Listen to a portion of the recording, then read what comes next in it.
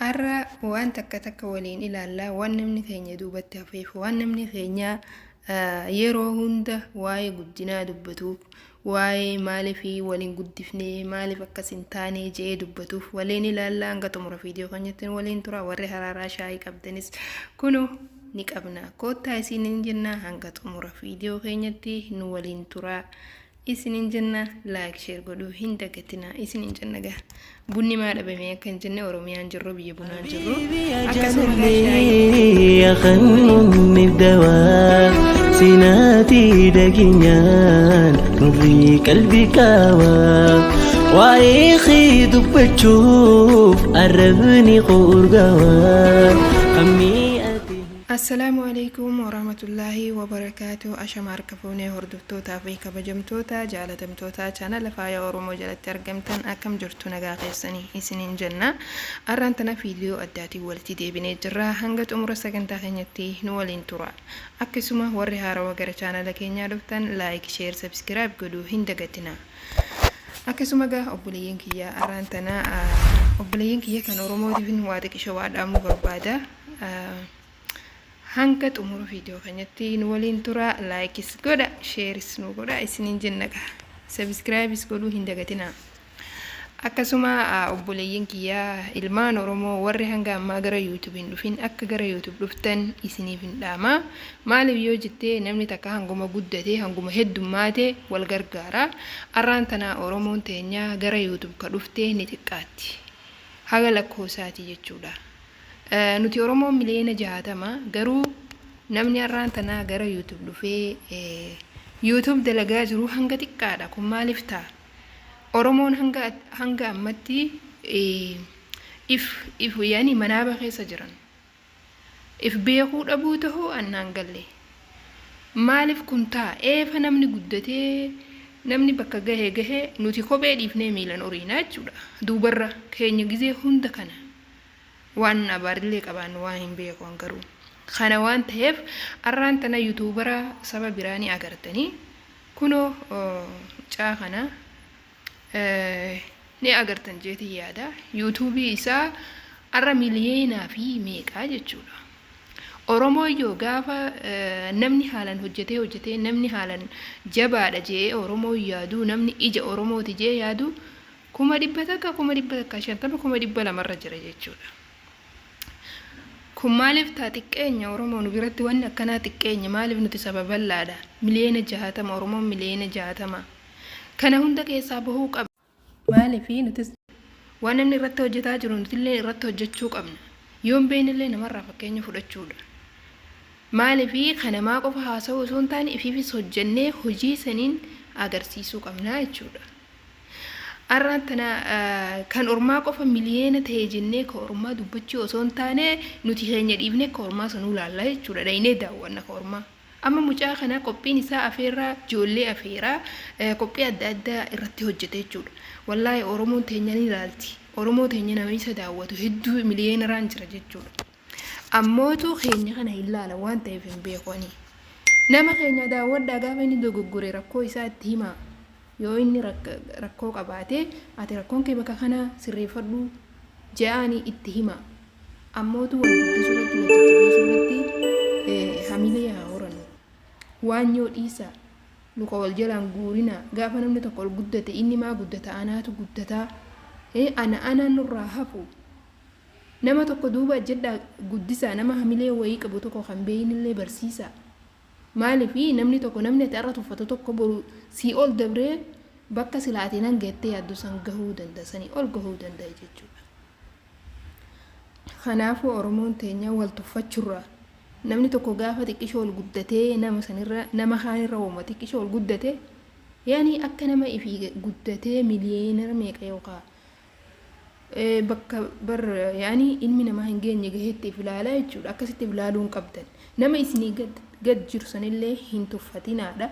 Harka wal qaba bakka sanii wal gaha. Kuni dhaamsa kiyyaa. Ammoo uummanni keenya baay'inaan Facebook fi TikTok irraa wal arrabsa. Facebook fi TikTok irraa amantiin sabaan kutaan wal cira jechuudha. Wal qoodee adda wal ciru jira.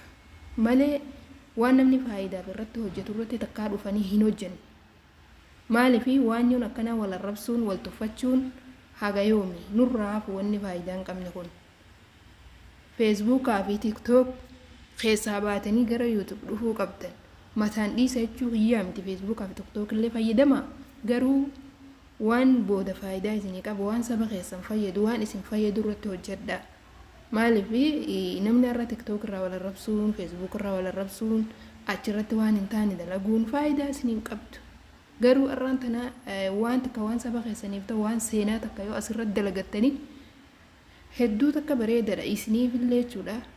Hanga xumura isiniif deema. Yaani yoon addunyaa tanarra illee jiraachuu baattanii waan akkaan isin gammachiisu waan namalleef barumsa ta'u waan isiniif illee gaariiti. Kanaafuu uummanni keenya waan akkanaa duubatti hafummaa tan ofirraa dhiisatii kottaadhaan isiniin jaa gara YouTube. Oromoon miliyoona 60 qofa jennee hisaabuu qofa osoo hin taane hojiidhaan agarsiisuu qabna. Irratti illeen tuleen hojiidhaan agarsiisuu qabna. Kanamaa qofa daawwatuu, kanamaa qofa faarsuu, kanamaa qofa maal jechuu qofa osoo hin taane ifibis hojjennee bakka namaa san caalaa gahuu qabna. Akkas hinaafuu qabna Oromoo. Haga yoomi nuti wallaalummaan keenya, haga yoomi nuti duubatti hafummaan keenya kana bilisummaa nu dhorki, kana duubatti nu hambisi, kana zalaalam nu boochisi. Maaliif ni waanyina gaafa namni tokko nu ol xiqqishu makkatti sun lama miila ol kaate jalaa miila fuune jechuudha. Guddina nama sanii hin feenu keenya feena malee. Kun ta'uu qabu gaafa guddina nama tokko, gaafa guddina obboleessa keetii feete atillee guddatta. Ammoo gaafa guddina namaa jibbitee atis hin guddattu jechuudha. Maaliif namni tokko gaafa namaaf waa jaalate atillee Rabbi si gargaaree si kenna. Garuu namaaf waa jaaladhaadhaa wal guddisuu irratti dalagaadhaa. Kanumaan isin ijaa ilmaan Oromoo warri hanga ammaan tana gara YouTube hin dhufin. Gara YouTube koottaa sooshaal miidiyaa hunda fayyadamuu qabdan. Mush TikTok fi Facebook qofarra ooluu osoo hin taane hunda isaanii dalaguu qabdan. Waan nama ilmi namaa dalagee hunda irratti dalaguu qabdaniin isiniin jaa afaaniin jechuu qofa osoo hin taane YouTube kananiin banadhaa dandeettiitti hin qabu maali akkana akkasii osoo hin taane haala dandeessuun haala si mijateen irratti dalaguu qabda.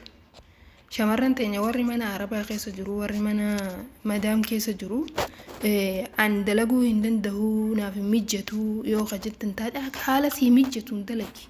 Haala si mijatuun halli barbaadii dalagii rakkoo tana keessaa ni baata waan ta'eef gaafa rakkoo tana keessaa baate atis akka namaa taataa jechuudha. Rakkoo keessa jirtu sanatti dalagi. Nama rakkoo arra keessa jiru sanatti waan san dalageetu boodillee mi'aawaa isinii beekaa jechuudha. Ammallee ijoolleen teenya tan dhiiraatis arraan tanaa ambaanne ergataa jira, maziraa ambaa keessa jira, uummataaf yookaan re'ee yoo gaala eegaa jira.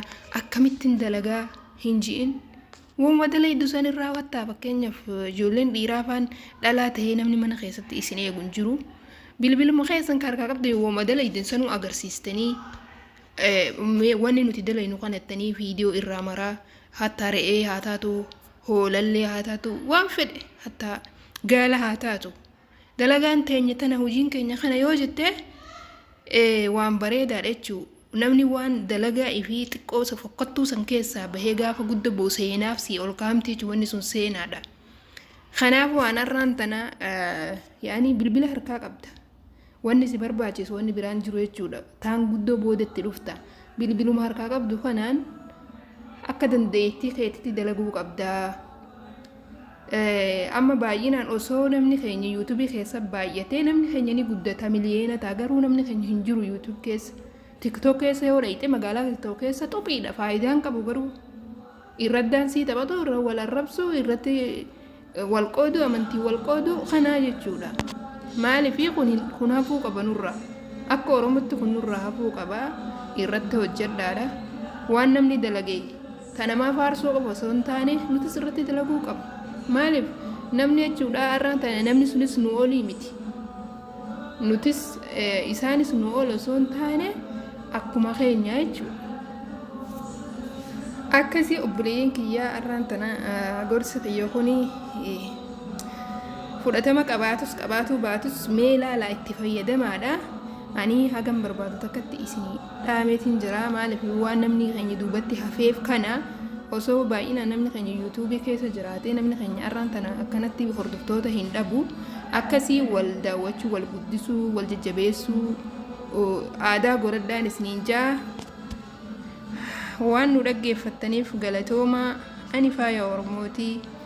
Akkasuma YouTube keenya like, share, subscribe godhuu hin dagatinaadha.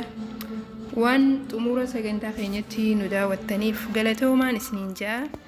Hanga qophii biraa yookaan viidiyoo biraatiin walitti deebinutti nagayaan naa tura obboleeyyan kiyya.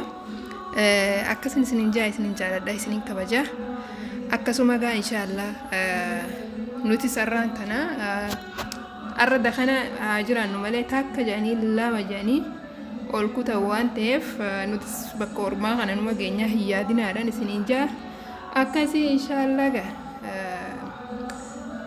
galatooma waan caalaa galatoomaan isiniin jaa. Garuu immoo gara YouTube dhufaa, dhaamsa kiyya gara YouTube dhufaa. Hundi keessa warri bilbila harkaa qabdan gara YouTube dhufaa.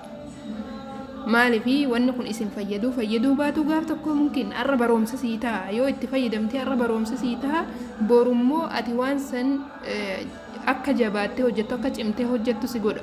Arra irraa argatuu baattullee mana barumsaa tokko namni arruma seenee boru digiriin fudhatu yookaan yuunivarsiitiin seenu jechuudha. Amata meeqa baratee san booda gara hojii dhufa. Saniifuu mee kottaa gara YouTube dhufaadha, waa hundaa'uu baradhaadha. Wanni kun boodaafillee barumsa isinii ta'a waan ta'eef waa hedduu keessa barattanii barumsa adda addaatu keessa jira. Akkasiin isiniin jaa obboleeyyan kiyya. Akkasii dhaamsa kiyya kanarraa kana fakkaata.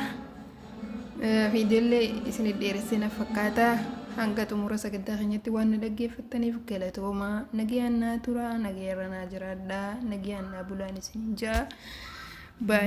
Akkasumatti akkuman jedhe chaanela keenya galaa like, share, subscribe hin dagatinaadha. Koomentii nu barreessaa, yaada keessan nu qooda koomentii jalatti. Akka jabaannee hojjennu nutis YouTubera ganaa xixiqqaati waan ta'eef amma ganaa dhufaa jirra waan ta'eef akka jabaannee irratti hojjennu nu jajjabeessaa hamilee nu godhaa isiniin jenna. Ammas waan takka wanni nani ilmaan Oromootiif dhaamuu barbaadu namni tokko maal naan jedhanii namaa sodaata. Gara YouTube kana waan dhufe namaan na arrabsaa, namaatu akkas naan ja'a, namaatu maal naan ja'a, namaa suuraatii gaggaragalchaa, namaatu akkas godhaa, maali. Ati waan badduu hin dalagin, waan Rabbi mufachiisu hin dalagin, waan barumsa ta'u, waan namaa barumsa ta'u, waan saba kan keetiif barumsa ta'u, waan dhaloonni qubee irraa baratu, waan yoo ati addunyaa tanarraa deemtillee Rabbi mufachiif dalagi. Ammoo tan kanarraa hafee waan namni siin jiru maal naan jedhanii namaatu arrabsa, namaatu akkas naan ja'a, tana zubaalaa godhin siin ja'a. Maaliifi ilmi namaa waan siin jiru hin dhabu. Keessattuu namni teenya Oromoon keenya maal siin jaani beektaa? Gaafata ni maraatte sitummaa sirraa kana godhatte fayyaan qabdu siin jaan. Garuu ati tanamaatiif bakka hin kennin. Osoo isaan achi akkas godhatanuu ati bakka guddaa keessaa jechuudha. Maaliifi ilmi namaa tokko gaafa taa'ee silaalu namuma humaan beeyne namuma gartee maraattu wayii tokkotti fakkaatte jechuu gaafa ati asirraa ol baatee haasoytu. Ati garuu haayyoo kan keetiif haasoytu.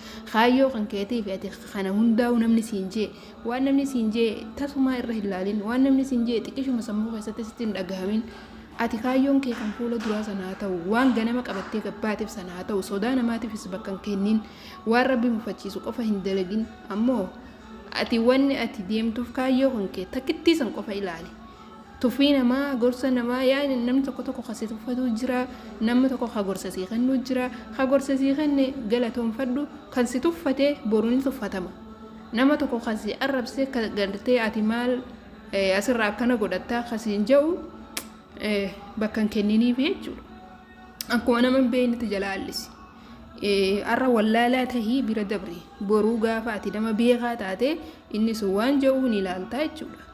Kanaafuu akkasiin isiniin jaa obboleeyyan kiyya dhaamsi kiyya kanarraa kana fakkaata. Waan na dhaggeeffattaniif galatooma. Hanga viidiyoo biraatiin walitti deebinutti nagayaan naa tura. Oduu namaatiif jecha namaatiif bakka hin kenninaadha. Gara YouTube dhufaadhaan isiniin jaa hundi keessanuu warri bilbila harkaa qabda, warri bilbila harkaa qabattan gara YouTube koottaadhaan isiniin jaa. warra shabaka arabaa fa wifi fayyadamee bilaashitti bilbila kanumatti harka qabatee tattaa'u koottadha shabaka arabaa wifi israaf irraa baasaa koottadha irratti hojjedhaan isiniin jaa gaafa biyya galtan carraan qabdan waan ta'eef shabakaan biyya keenya hin jiru kanaafuu hanguma biyya namaa keessa jirta waan gartee ilmi namaa irratti dalagu dalagaan isiniin jaa akkasigaa dhaamsi keenya kan irraa kana fakkaata waan nu dhaggeeffattaniif galatooma hanga viidiyoo biraatiin walitti deebiin tura nagayarnaa jiraadhaan isiniin jaa baay